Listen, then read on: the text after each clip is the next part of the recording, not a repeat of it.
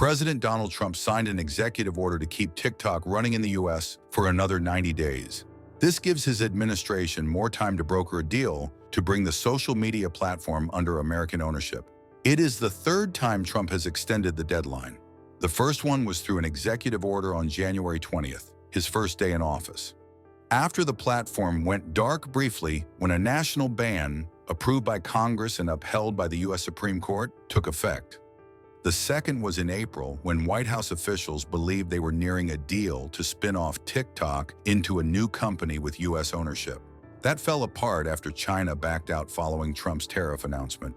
It is not clear how many times Trump can or will keep extending the ban as the government continues to try to negotiate a deal for TikTok, which is owned by China's ByteDance. While there is no clear legal basis for the extensions, so far there have been no legal challenges to fight them. Trump has amassed more than 15 million followers on TikTok since he joined last year. He has credited the trend-setting platform with helping him gain traction among young voters. He said in January that he has a warm spot for TikTok.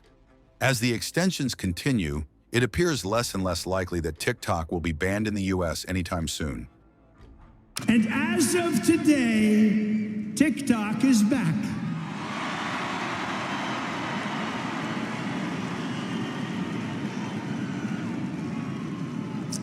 So, I did a little TikTok thing. We have a guy, TikTok Jack. He's a young kid, like 21 years old.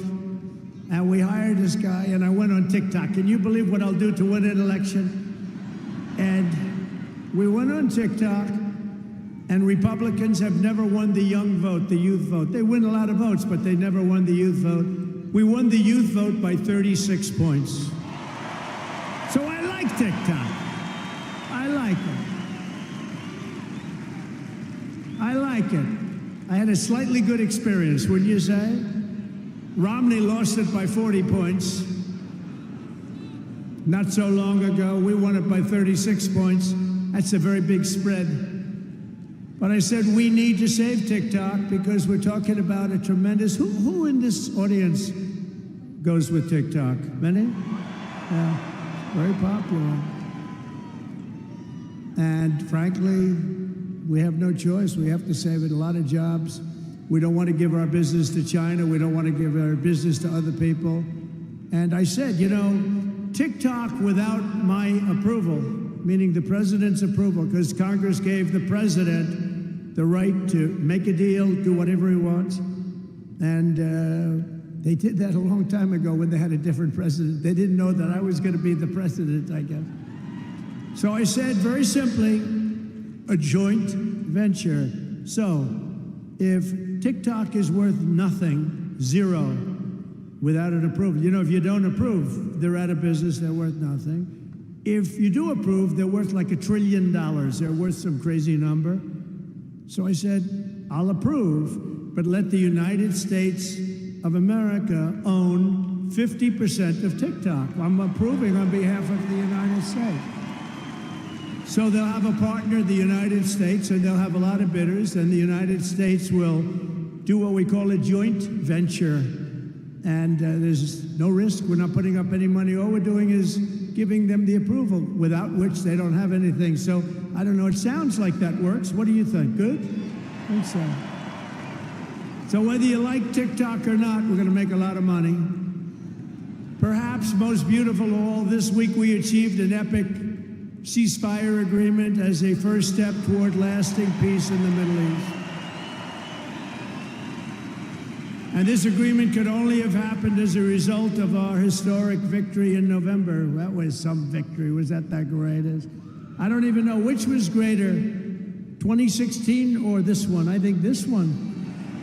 Look, Honest Abe Lincoln. We have Honest Abe. We have Uncle Sam.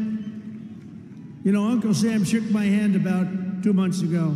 He's got the strongest grip I've ever. You are a strong man. I said, what the hell was that?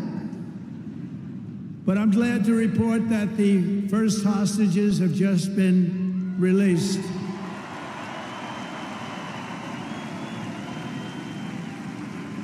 And who knows what's going to happen? I know that Biden is saying that they made the deal. Well, you know,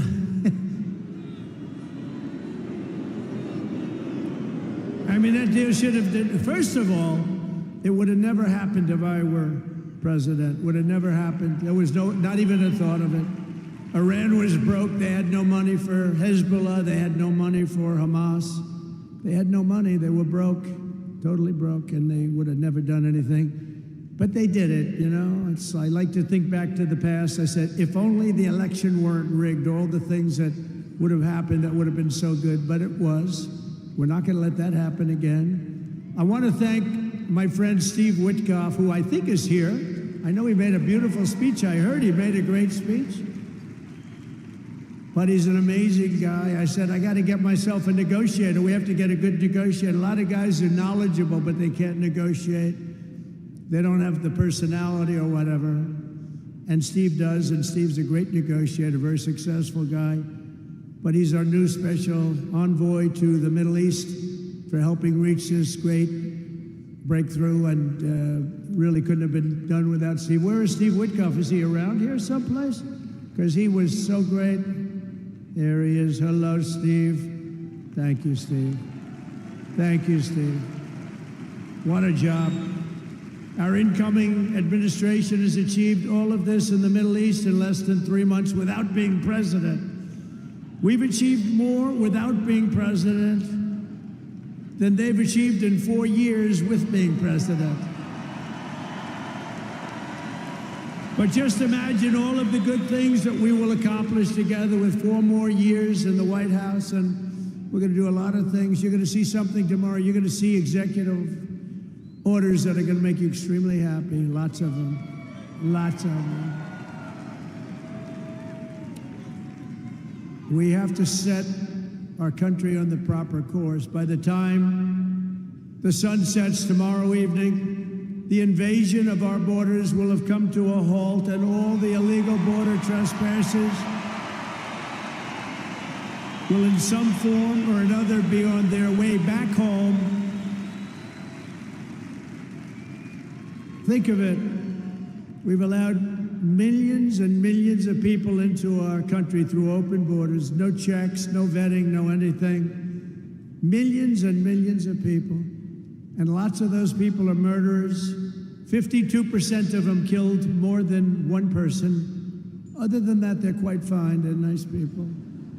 These are rough people. Remember, I used to say these people are rough. And they would say, no, no, these are illegal immigrants. They're very safe. I said, they're not safe. Look at what's happened with Venezuela, where they're sending these gangs in and they're taking over apartment complexes in Colorado and then cutting off the fingers of a man who had the nerve and desire to call the police. He said, you want to call the police? Bah, guess what? You have no fingers. These are rough people, and they're getting the hell out of our country. They're out.